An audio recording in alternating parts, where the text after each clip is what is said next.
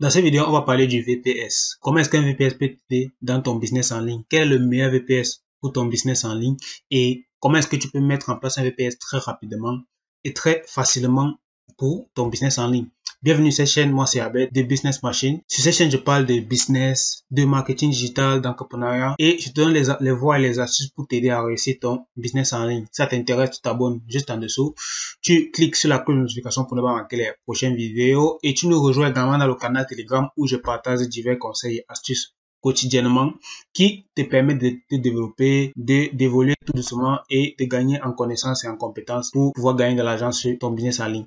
Tu vas voir également que sur cette chaîne, j'ai plusieurs vidéos. Je parle notamment du dropshipping sur eBay qui est l'une des activités que je conseille pour tous les débutants qui démarrent dans le business en ligne et d'autres activités créatrices et génératrices de revenus. Donc, si ça t'intéresse, n'hésite pas à regarder au niveau de la playlist de ma chaîne YouTube. Tu trouveras du contenu qui va certainement t'éclairer et t'apporter pas mal de valeur. Donc, on va passer directement là dans le contenu de la vidéo. C'est quoi un VPS? Un VPS, c'est une machine virtuelle. Alors, en quoi consiste une machine virtuelle? Le principe d'une machine virtuelle, c'est tout simplement de te permettre de te connecter à partir d'une machine qui réside dans un autre pays. Lorsque tu résides dans un pays précis. Par exemple, je vais prendre l'exemple de quelqu'un qui est au Sénégal. Quelqu'un qui est au Sénégal et qui souhaiterait, par exemple, accéder à certains services qui se situent en France ou alors au Royaume-Uni. Cette personne qui est au Sénégal, avec son PC qui est au Sénégal et sa connexion du Sénégal, ne peut pas avoir accès à un certain nombre de services. Ces services-là, je vais te les détailler un peu plus tard lorsqu'on va voir l'utilité du VPS. Donc, lorsqu'on se situe dans un pays précis, parfois, on n'a pas accès à certains services qui sont localisés dans certains pays. Pourquoi est-ce qu'on va devoir utiliser un VPS? Le VPS va nous permettre tout simplement, en étant au Sénégal, donc, pour l'exemple de la personne qui est au Sénégal, de se connecter sur une machine, c'est-à-dire un PC, une vraie machine qui est, elle, située sur le marché français, donc qui sera en France avec une connexion française et une adresse française, pour pouvoir accéder notamment à certains services beaucoup plus facilement et beaucoup plus efficacement. Il faut savoir que le VPS, c'est quelque chose qui est légal. Il faut savoir que l'accès au VPS, c'est quelque chose qui est légal. Tout va dépendre aussi de l'activité que tu fais sur le VPS. Bien évidemment, si tu utilises ton VPS, ta machine virtuelle pour faire de l'ANAC ou autre chose, bien évidemment, la compagnie qui te permet d'accéder au VPS va se dédouane déjà par rapport à cela. Et également, à partir du moment où tu utilises cela pour faire des choses qui sont pas légales, mais bien évidemment, ce n'est plus légal. Mais à la base, c'est quelque chose qui est légal. C'est quelque chose que toute personne peut utiliser à partir du moment où elle paye le service. C'est une société qui fournit ce service. Bien évidemment, je vous invite pour plus de détails à regarder tout simplement les conditions de vente par rapport à tous les services VPS que vous pouvez acheter en ligne. Mais ce qu'il faut savoir généralement, de base, c'est que le VPS est légal à partir du moment où on exerce une activité légale sur la machine virtuelle en question. Comment est-ce qu'on va utiliser un VPS et pourquoi est-ce qu'on va utiliser un VPS? Pourquoi est-ce qu'on va utiliser un VPS? Premièrement, on va utiliser un VPS pour vendre sur les marketplaces. Vendre sur les marketplaces, c'est quoi? Généralement, en fait, on a des marketplaces comme Amazon, eBay, Etsy, Vinted, et voilà, ça c'est les marketplaces du marché français. Tu peux également avoir d'autres marketplaces sur d'autres marchés. En fait, ça c'est les plus grosses marketplaces. Il faut savoir que ces marketplaces-là, parfois pour certaines personnes qui résident dans les pays africains, il n'est pas possible pour cette personne d'avoir accès directement à ces marketplaces. Donc ces personnes-là sont obligées de passer par des machines virtuelles ou encore VPS pour pouvoir exercer l'activité d'e-commerce sur ces marketplaces. Ou tout simplement au début. Ça veut dire qu'au début, tu peux utiliser une machine virtuelle pour t'inscrire par exemple sur Amazon. Tu peux utiliser une machine virtuelle pour t'inscrire par exemple sur eBay. Tu peux utiliser une machine virtuelle pour t'inscrire sur d'autres marketplaces. Pourquoi? Parce que si tu t'inscris directement à partir de ton pays d'origine, tu peux avoir des restrictions à la création de ton compte en fonction du pays dans lequel tu t'inscris. Par contre, si tu t'inscris à partir d'une machine qui est déjà localisée en France, même si tu es au Sénégal, même si tu es au Cameroun, même si tu es en Côte d'Ivoire, directement tu auras accès aux mêmes droits que ceux qui résident déjà dans la France. Deuxième utilisation du VPS, c'est le compte PayPal et Stripe. Il faut savoir que lorsqu'on crée un compte PayPal en France, ce n'est pas la même chose que lorsqu'on le crée en Afrique. Ou un compte PayPal qui est créé en Afrique, généralement, à moins que ça ait changé entre le temps où j'ai commencé à faire la vidéo et le temps où tu vas regarder la vidéo, généralement, lorsque tu vas créer un compte PayPal depuis l'Afrique, tu ne vas pas pouvoir recevoir les paiements. Je crois qu'il n'y a qu'au Sénégal et aussi certains pays d'Afrique du Nord, comme le Maroc, à partir desquels on peut recevoir des paiements de l'étranger. Mais si tu crées par exemple ton compte PayPal au Cameroun, en Guinée équatoriale ou je sais pas moi en Côte d'Ivoire, ces pays-là ne te permettent pas de recevoir de l'argent provenant de PayPal. Par contre, avec ces pays-là, tu peux faire des paiements. Ça veut dire que tu peux payer à partir de ton compte PayPal vers l'extérieur, mais tu ne peux pas recevoir de l'argent sur PayPal. C'est donc un gros blocage pour ceux qui font du business en ligne, notamment ceux qui font des services de freelance, ceux qui font également de l'e-commerce et ceux qui font également de la prestation. Il faut savoir que pour ce type de service-là, généralement, vous avez des clients qui peuvent vouloir vous payer par PayPal. Pourquoi est-ce qu'ils vont vous payer par PayPal? Parce que ces personnes ont besoin, par exemple, de sécurité. Par exemple, vous demandez d'avoir un PayPal professionnel, vous demandez si vous avez un PayPal et parfois c'est plus facile pour certains clients de payer par PayPal. Parfois même également, ou dans la plupart des cas, vous avez des pages de vente que vous allez créer pour vos services et ces pages de vente-là vont avoir PayPal. Donc, si vous n'avez pas possibilité d'avoir recevoir vos paiements par PayPal, vous avez déjà un blocage qui ne vous permet pas d'avancer dans le business. Pour résoudre ce problème, vous allez utiliser une machine virtuelle. Dans la machine virtuelle, vous allez vous connecter et vous allez tout simplement créer votre compte PayPal simplement. Vous allez également pouvoir créer un compte Stripe. Pour ça, il va vous falloir une société. Pour également avoir un PayPal professionnel, il va également vous falloir une société dans la majorité des cas. Troisième chose pour laquelle la machine virtuelle va également vous aider, c'est la création d'un compte bancaire en devise. Un compte bancaire en devise, ça veut dire quoi? C'est un compte bancaire qui permet tout simplement de faire des échanges en transactions monétaires en devise. Une devise, c'est une monnaie qu'on utilise pour les échanges internationaux. Par exemple, le franc CFA n'est pas une devise parce qu'elle n'est pas utilisée pour les transactions internationales. Ou alors, lorsqu'on l'utilise pour les transactions internationales, on va devoir d'abord convertir le CFA en euros. Donc, lorsqu'on veut avoir un compte bancaire en devise, on va avoir un compte bancaire qui permet directement de recevoir et d'envoyer les euros. Et parfois, lorsqu'on est localisé en Afrique, certaines banques ne nous permettent pas de créer un compte bancaire en devise. En utilisant un VPS, on va pouvoir créer un compte bancaire sur certaines banques très facilement. On va tout simplement se connecter à partir de la machine virtuelle qui est déjà localisée en France ou au Royaume-Uni. On va tout simplement se connecter sur la banque et créer notre compte bancaire très simplement en ayant tout simplement les informations que demande la banque. Quatrième utilité du VPS ici, ça va être les microservices. Les microservices, c'est les services de personne à la personne, donc les prestations de personne à personne ou encore de personnes aux entreprises. Ces prestations-là, généralement, peuvent avoir des restrictions dans certains pays. Par exemple, il y a certains pays où si vous créez votre compte sur certaines plateformes de prestations de services, ils ne vont pas vous permettre d'avoir les mêmes droits que ceux qui sont en France ou alors ceux qui sont aux États-Unis ou alors ceux qui sont au Royaume-Uni. Généralement, vous allez avoir la contrainte de créer vos comptes à partir d'une machine virtuelle ou d'un VPS. Ça va vous permettre d'être serein par rapport à la création du compte et d'avoir les mêmes droits que ceux qui sont à l'étranger. En fait, de façon générale, ce qu'il faut comprendre ici, c'est que pour tout business en ligne où vous allez avoir une contrainte de localisation, ça veut dire que lorsqu'on vous dit par exemple que votre localisation ne permet pas d'avoir certains droits par rapport à une activité de business, vous pouvez utiliser une machine virtuelle, bien évidemment dans le cadre légal. Donc, vous pouvez utiliser une machine virtuelle, créer le compte dont vous avez besoin pour pouvoir faire cette activité de business. Et par la suite, lorsque vous avez fait 1, 2, 3 mois, moi je conseille minimum 3 mois, là vous pourrez vous connecter avec votre vrai IP qui est par exemple au Cameroun ou au Sénégal. Mais par contre, pour certains services comme Stripe, parfois aussi certains comptes bancaires, vous aurez toujours à vous connecter par votre VPS. Il faut savoir que les prix des VPS sont quand même assez accessibles en bas de gamme. Dans la suite, là, on va voir par exemple un exemple de VPS que vous pouvez utiliser, qui est quand même pour moi à un prix assez accessible et que vous pouvez mettre en place dès maintenant. Donc là, on va passer sur mon écran. Je vais vous présenter le VPS que je vous conseille d'utiliser à l'heure actuelle. Pour moi, c'est le meilleur tout simplement à l'heure actuelle. Rapport qualité-prix, c'est le meilleur.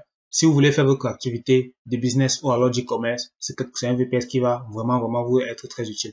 Donc, le VPS que je vais vous conseiller ici s'appelle Green Cloud. Donc, vous allez tout simplement aller sur Google et vous allez taper Green Cloud VPS. Vous allez tomber naturellement sur la page ici et vous allez directement sur le site web.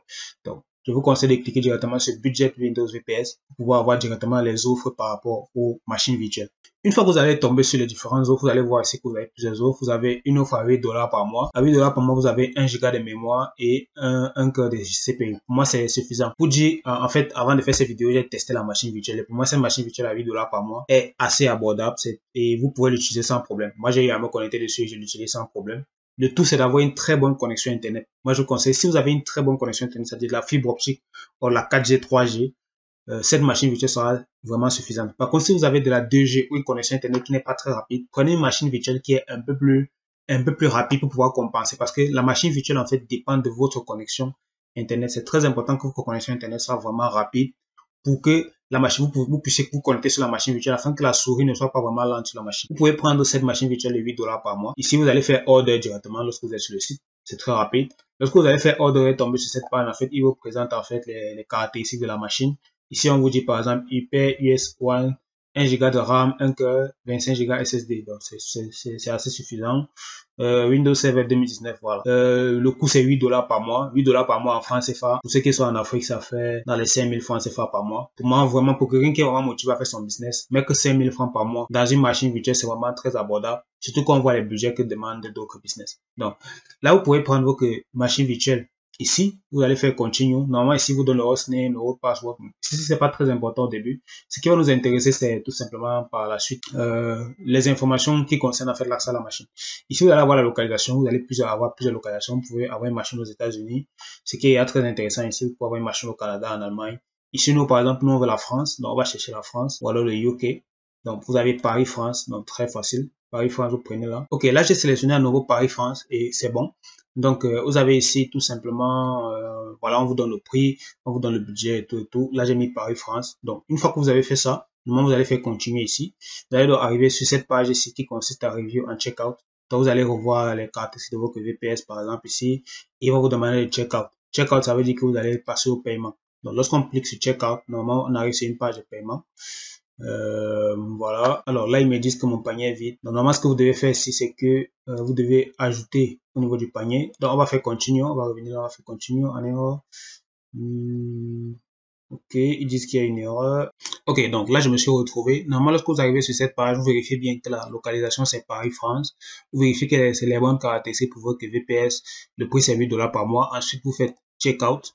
Donc, lorsque vous faites Checkout, vous allez arriver sur cette page où vous mettez tout simplement vos informations, donc nom, prénom, email adresse, votre numéro de téléphone local. Vous mettez également le nom de, si vous avez une entreprise, votre adresse de facturation. Donc, vous pouvez choisir en fait une adresse française.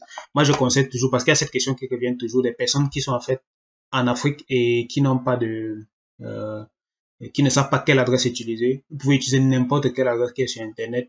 Utilisez cette adresse régulièrement, c'est-à-dire que prenez une adresse qui est sur Paris, une maison, un hôtel, et vous allez utiliser régulièrement pour vos activités sur Internet. Si vous n'avez personne en France, si vous avez un proche en France, vous demandez l'autorisation et vous utilisez tout simplement son adresse pour pouvoir mettre sur vos différentes activités afin que si vous avez un courrier qui arrive ou qui est envoyé là-bas, vous puissiez réceptionner le courrier très facilement. Donc, vous allez remplir ces informations-ci, tac, tac, tac. Normalement, après ça, c'est bon. Vous choisissez la méthode de paiement. Donc, je vous conseille de faire le paiement par PayPal. Vous pouvez faire le paiement par PayPal, c'est très facile.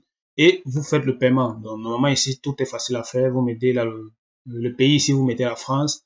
Voilà, vous mettez le mot de passe et vous faites le paiement. Donc, une fois le paiement effectué, vous allez recevoir plusieurs emails. Donc, le premier email que vous allez recevoir, notamment, c'est cet email-ci.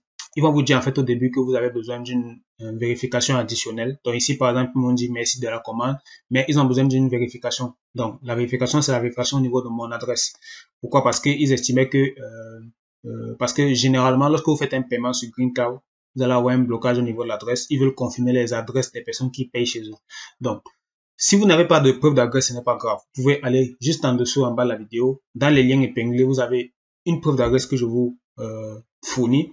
Donc, vous allez juste cliquer sur le lien et vous pouvez utiliser la preuve d'adresse qui est derrière. Cette preuve d'adresse, c'est un document que vous pouvez remplir et qui va vous permettre d'avoir une preuve d'adresse sur le marché français. Donc, bien évidemment, vous allez utiliser pour des aspects légaux.